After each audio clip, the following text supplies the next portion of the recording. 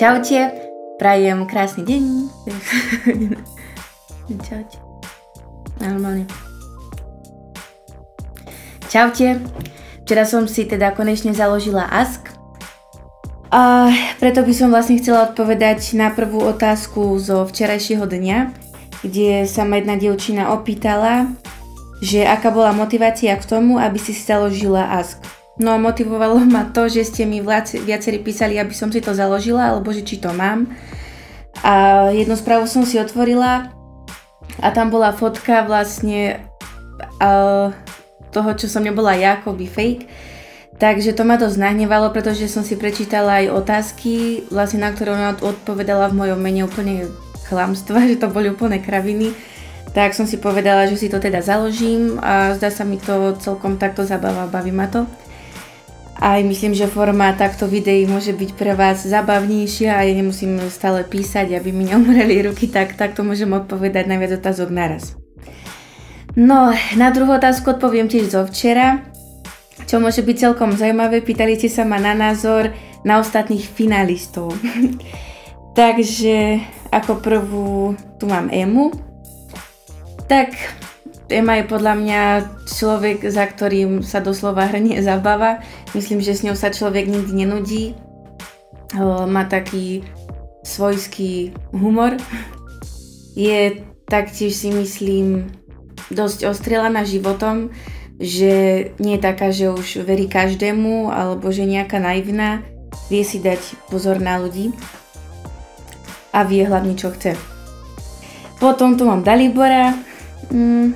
Dalibor je podľa mňa proste mladý chlapec, ktorý je proste, alebo neviem, či sa hrá, alebo je, ale proste hrá sa na frajera, je to pre ňoho zabava a vlastne asi podľa mňa on ani sám nevie, čo chce, či chce hrať futbal, či chce spievať, alebo čomu sa venovať, on má si život pred sebou a hlavne si zaklada humor na tom, že zrobí zo seba takého frajera, no.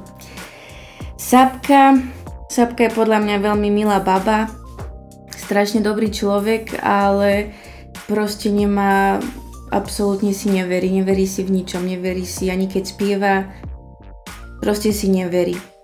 Ale jediné, v čom si asi verí, že je proste mamička, veľmi dobrá, svojho Adriánka strašne ľúbi, ale je veľmi proste škoda to, že si ona sama neverí sama sebe, ale inak je veľmi dobrá a zakladá si na tom, aby mala peknú pleť.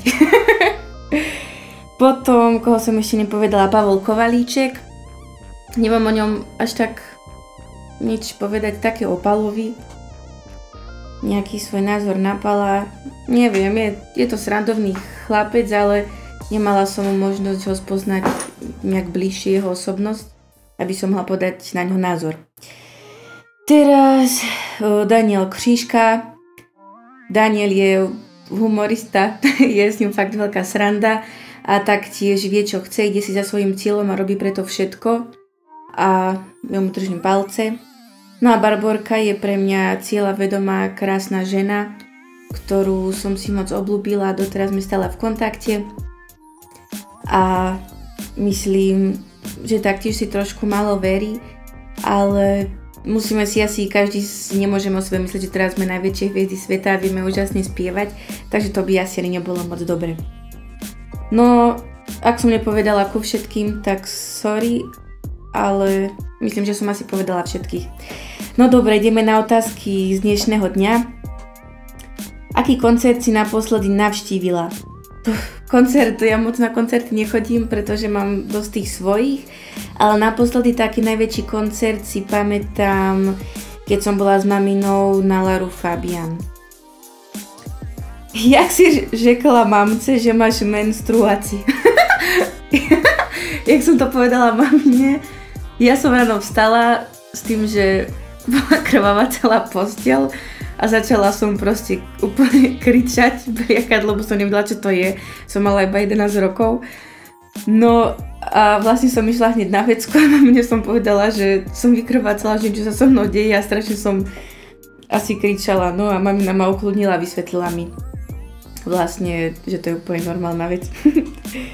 Si strašne milá a máš hezký hlas. Ďakujem. Aké meno by si dala svojej dcére a synovi? Moja dcera by sa volala Beyoncé Čonková a syn Gejza Newman. Jak si zpívala s Dalíkem ten duet? Bylo to strašne krásne, jak si ho vzala za ruku. A ty tvoje výšky, inak za ruku si ho vzala ty nebo on tebe? Bol to môj nápad na generálke, že by sme sa mohli chytiť za ruku a by som sa nejak otočila, aby sme tam nestali jak takí dvaja truhlíci a tuším mi potom už on tú ruku podal na vystúpení na živom. Ahoj Vejka, kedy bude Atlantida, strašne sa teším, si super človek, peckovo spievaš. Vieš kto som?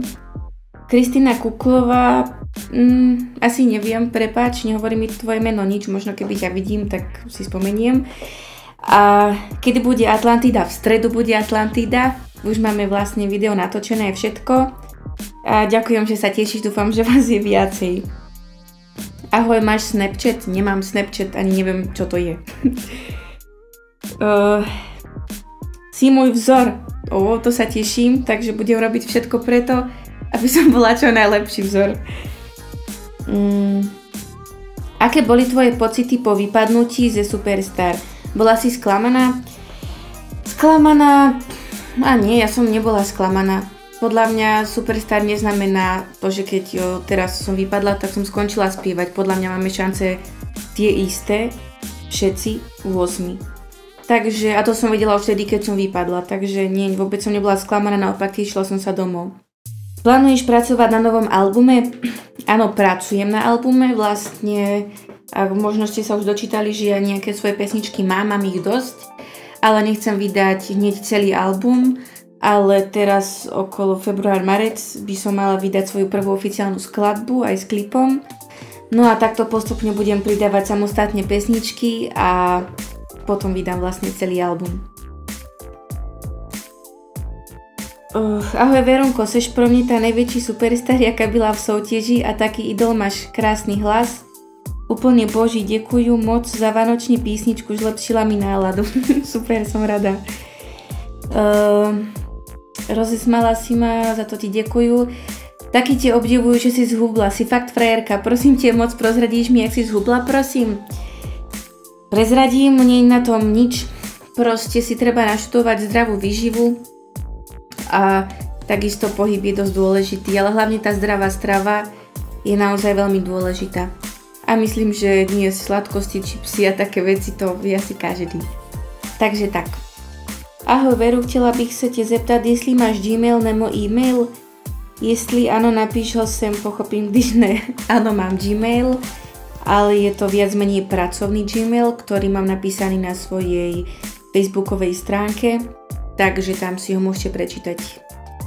Keby vám šlo samozrejme o nejakú prácu a nie len tak. Ďakujem. Máš Dalíkové číslo? Nie, nemám Dalíkové číslo, aj keby mám, tak ho vám nepoviem. Názor na Martu, Pala Habera, Kláru a Ondru. Takže názor na Martu. Marta je podľa mňa úplne skvelý, úprimný človek, ktorý je dôkazom toho, že každý je strojcom svojho šťastia. Pretože ona sa mi zdá stále šťastná a proste určite to šťastie vybrala si byť šťastná, je to na nej vidieť. Na Pala Haberu, to je proste profík, totálny, všetci sú profíci, samozrejme všetci 4, ale z Pala Haberu cítiť proste, že je niekto, že je to obrovská osobnosť a že rešpekt. Klára, názor na Kláru, tiež je veľmi milá, dobrá a myslím, že ja som ju vlastne nepoznala, až kým som išla do Superstar, takže mám pocit, ako by ešte len svoju kariéru nejak začínala, alebo začínala sa tá jej kariéra nejak rásť, takže určite je podľa mňa dobrá. Takže inak by nebola samozrejme v porote Superstar. A Ondro, no to je proste zo všetkých 4 pre mňa ten najväčší umelec za tie všetky skladby, ktoré napísal, s ľuďmi, ktorými robil. Proste Ondro je král. Dobre, už nebudem dávať názory, preboha sa ma tu pýtajú. Potkávajte lidé na ulici? Áno, potkávajme lidé na ulici. Myslím, že Myslím, že je úplne normálne, že s ľuďmi sa stretávam na ulici, ale asi si tou otázkou myslela alebo myslel, že či ma spoznávajú. Áno, spoznávajú ma ľudia na ulici dosť, niekedy sa až tomu čudujem a niekedy nič, niekedy ma nespozná nikto, alebo len tak sa na mňa usmejú. Koľko meriaš? Asi 160 cm, nie 170, čo to trepem. Koľko meriam? Do 170 cm, asi 168. Jaký máš vystudovaný školy?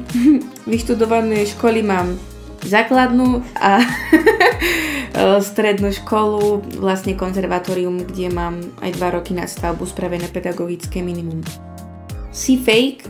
Nie, nie som fake. Práve preto robím videá, aby ste vedeli, že naozaj nie som fake.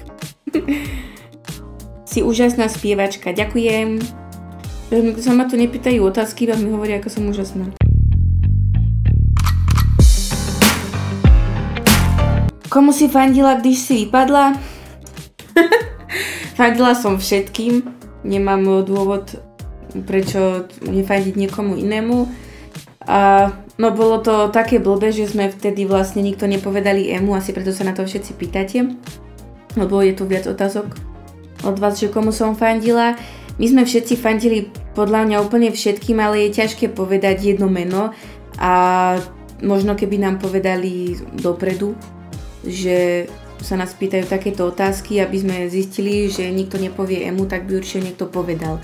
No tak si chalani, keď mali proste dobrý vzťah s Palom, tak povedali Pala, ale ja som proste povedala Štepana pretože pre mňa Štepan bol od začiatku súťaže jeden z najlepších spevákov. Takže preto som sa riadila podľa toho, kto ako spieva, nie podľa toho, koho mám najradšej. Takže tak. Mohla by si do tohto videa dať práve účty ASK, FB, Instagram a podobne, prosím. Len tebe tu vieríme. Napíš o sebe 5 faktov, ktoré o tebe vie málo kto. Som poloromka, potom rozišla som sa s frajerom, mám brata, bola som superstar a schudla som 40 kg. Dobre, teraz vážne, takže nechcem mať deti, aspoň zatiaľ si myslím, že v živote už nechcem mať nikdy deti. To je tretí. Štvrtý, čo o mne asi nikto nevie, že sa strašne bojím pavúkov a vôbec všetkých zvierat a v živote nechcem mať doma žiadne zviera okrem rybičiek. A piatý faktor, ktoré o mne nemusíte vedieť. Či faktor fakt. Faktor strachu. Piatý fakt, ktorý nemusíte o mne vedieť. Nemusíte? Proste piatý fakt, ktorý asi o mne neviete. Milujem kapelu Kontrafakt asi odkedy žijem. Kapelu, normálne basista tam je všetko. Dobre, piatý fakt, ktorý o mne asi neviete, je, že milujem skupinu Kontrafakt a celkovo hip-hop a rap. K tomuto videu to bolo teraz všetko a asi raz za týždeň by som chcela dať jeden ask, ak by ste dávali teda dobré otázky, normálne a je tu fakt veľa dobrých otázok, ale to by to video muselo mať asi hodinu a to by vás nebavilo ani pozerať. Takže takto raz za týždeň vždycky pridám takéto video, kde vám poviem na otázky. Takže prajem krásny deň, ľudkovia.